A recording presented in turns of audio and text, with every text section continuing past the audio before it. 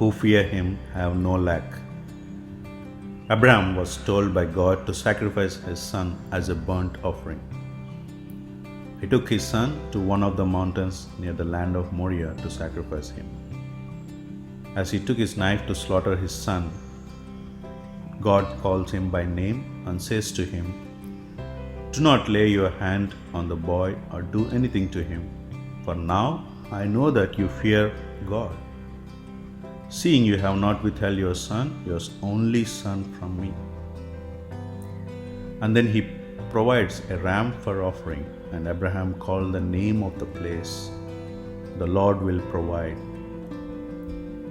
There were many other instances where it's mentioned about fear of God in various scenarios and circumstances.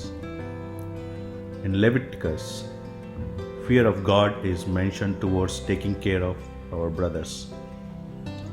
If your brother becomes poor and cannot maintain himself with you, you shall support him as though he were a stranger and a sojourner, and he shall live with you. Take no interest from him or profit, but fear your God, that your brother may live beside you. Fear of the Lord is not just an abstract idea. It is real, it must be lived out. It helps us to embrace the truth about God, and it becomes more real in our lives as we appreciate the understanding of an omnipotent, sovereign God.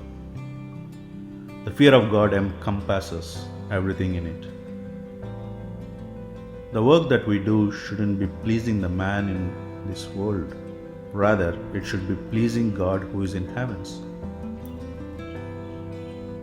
It's a common comment in the Old Testament attributed to God's people as God-fearing, but they can be trusted on their word. Are we seen as God-fearing people at public square and can be entrusted with the completion of work that is assigned to us? We need to examine ourselves. Are we God-fearing in building our families, bringing every temptation into submission under God's authority, and choosing not to sin so that we may remain faithful to one another as we reflect Christ in our lives? Indeed, it's hard to live reflecting Christ in our lives and remain God-fearing.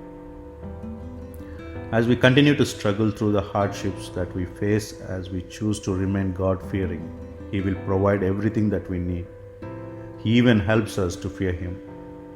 We will not lack anything, for He provides our every need. Amen.